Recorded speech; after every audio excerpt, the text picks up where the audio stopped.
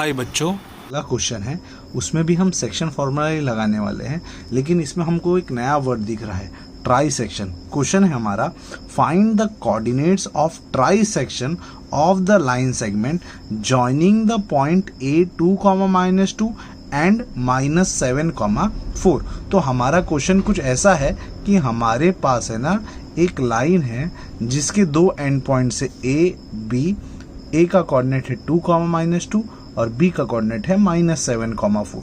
ठीक है, तो इसके बीच में हमारे पास पॉइंट्स हैं जो कि इस AB को तीन ट्राई सेक्शन यानी 3 इक्वल पार्ट में डिवाइड कर रहा है।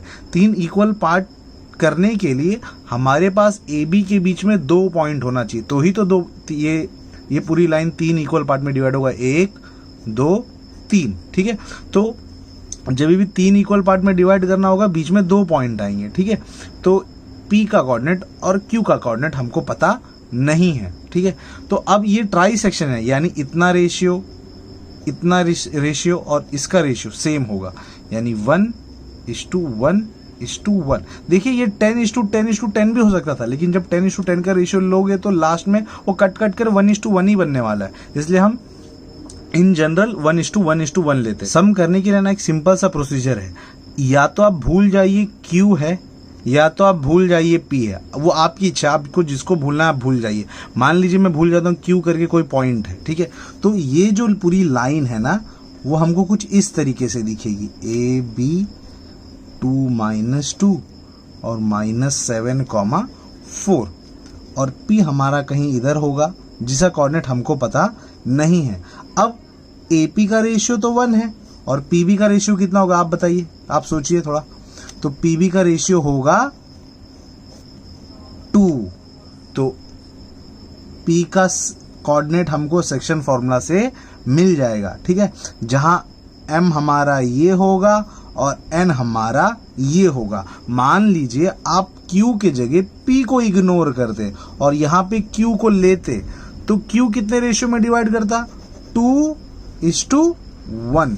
तो वो आपके ऊपर है, आपको किसको पहले इग्नोर करना है। ठीक है, चलिए अब हमने Q को इग्नोर कर दिया, तो हमारा P जो है AB को 1:2 के रेशियो में डिवाइड कर रहा है, जहां M हमारा 1 हो गया और N हमारा 2 हो गया और x1 y1 x2 y2 ये हो गया।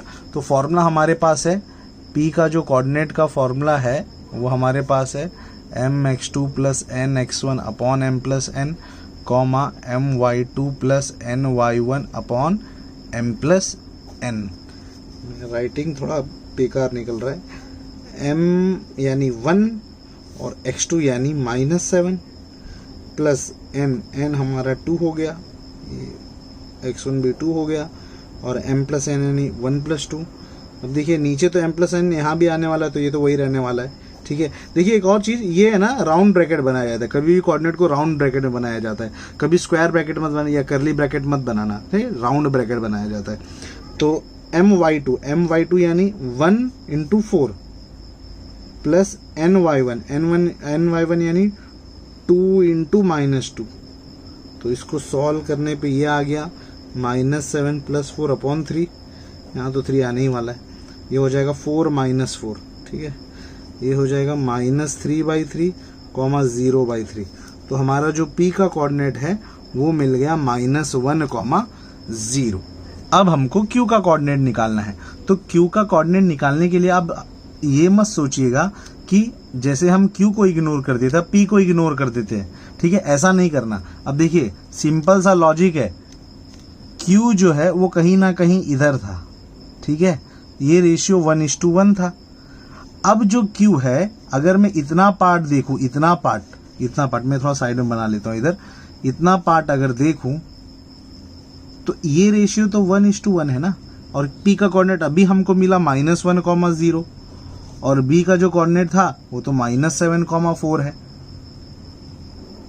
तो अब जो Q है वो PB को 1:1 के रेशियो में डिवाइड कर रहा है। इसका मतलब हमको Q पे मिड पॉइंट फॉर्मूला लगाना है। आप अगर सेक्शन फॉर्मूला लगाओगे जैसे हमने Q को इग्नोर किया था वैसे P को इग्नोर करके, तो सम बहुत लंबा चला जाएगा। ठीक है ना, तो तरीके से हम यहाँ क्या करेंगे, P का जो कोऑर्डिनेट है वो हम मिड पॉइंट फॉर्मूला से ढूंढ लेंगे। तो मिड पॉइंट फॉर्मूला से आप Q की वैल्यू ढूंढिए। मिड पॉइंट फॉर्मूला आपको लगाना है, आप लोग कमेंट सेक्शन में कमेंट कर देना। अब जो हमारा अगला क्वेश्चन है ये तो आप ही को करना है, मैं खाली हिंट दे रहा हूं। Find the coordinate of the point which divide the segment joining a-2, हमारे पास एक लाइन है जिसके दो एंड पॉइंट्स में बता दे रहा हूं। a है -2,2 और b है 2,8। ये कितने पार्ट में डिवाइड हो रहा है? It is divided into 4 equal part. अच्छा, इस लाइन को 4 इक्वल में डिवाइड करने के लिए हमारे पास बीच में 3 पॉइंट होना चाहिए। वो 3 पॉइंट आप कुछ भी ले लो, वो आपके ऊपर है। तो मैं ले लेता हूं P, Q, R। तो ये रेशियो कितना हो जाएगा? 1:1:1:1। ठीक है। तो अब बहुत लोग क्या सोचेंगे, सर हम Q और R को इग्नोर कर देते हैं। तो P, Q और R को अगर इग्नोर कर देंगे तो P जो है वो 1:3 के रेशियो में डिवाइड करेगा। ठीक है। तो वो उसमें क्या होगा ना, आप लोग को सम थोड़ा लंबा हो जाएगा। ठीक है। आप पहले सेक्शन फॉर्मूला लगाओगे, फिर मिड पॉइंट सोचोगे। तो देखिए, ये जो Q है ना, आपको नहीं लगता, मान लीजिए ये भूल जाइए आप और ये भूल जाइए, तो ये जो Q है वो 2:2 के रेशियो में डिवाइड कर रहा है। तो इसके कोऑर्डिनेट मिल जाएंगे आपको मिड पॉइंट लगा के। ए बी का मिड पॉइंट ही तो है ये, है ना। तो जब ये ढूंढ लोगे आप, उसके बाद फिर से आप सोचिए कि P आ गया। अब इतना पार्ट आप भूल जाइए। अब ये दोनों का जो मिड पॉइंट होगा वो ये होगा। ठीक है। तो आपको ये मिल जाएगा। उसके बाद अब आप ये इतना पार्ट भूल जाइए। इन दोनों का जो मिड पॉइंट होगा वो R की वैल्यू होगी। इसका मतलब हमको ले दे के हर बार मिड पॉइंट ही लगाना पड़ा इसमें। ठीक है। तो ये आप लोग मुझे कमेंट सेक्शन में P, Q और R का कोऑर्डिनेट ढूंढकर बताइए। लिख दे रहा हूं इधर बाय मिड पॉइंट। तो उम्मीद करता हूं आपको समझ में आया मिड पॉइंट क्यों लगा।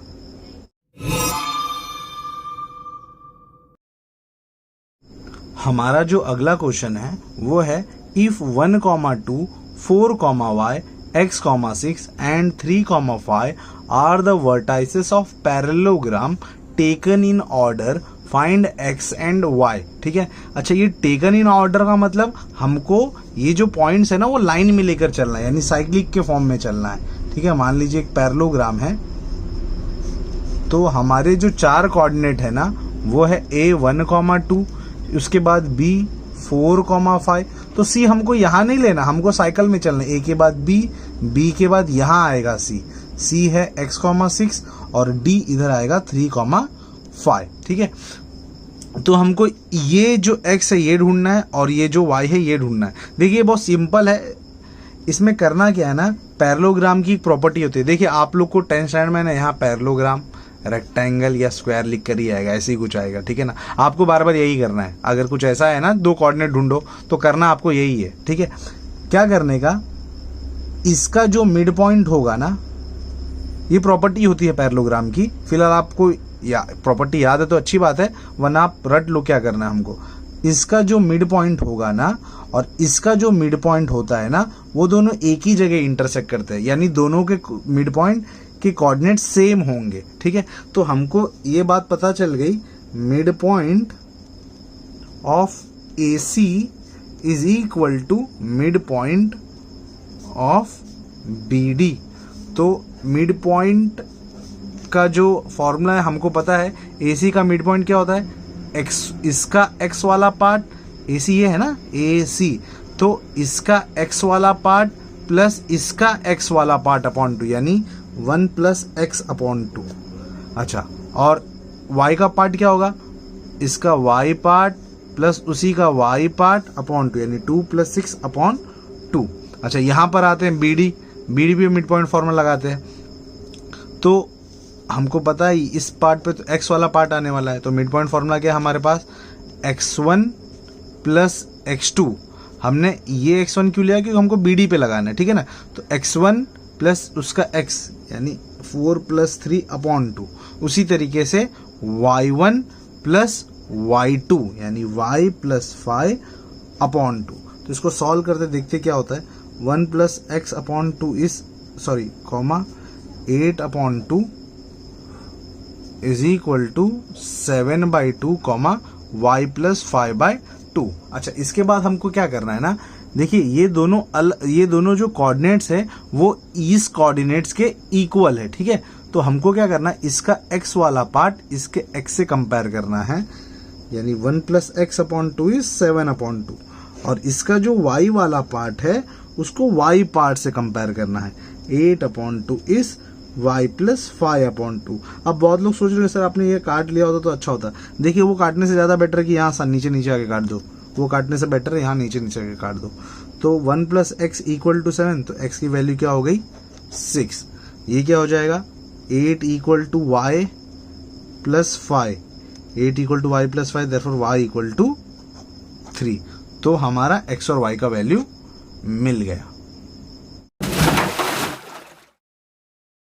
हमारा लास्ट टॉपिक है सेंट्रॉइड ऑफ ट्राइंगल।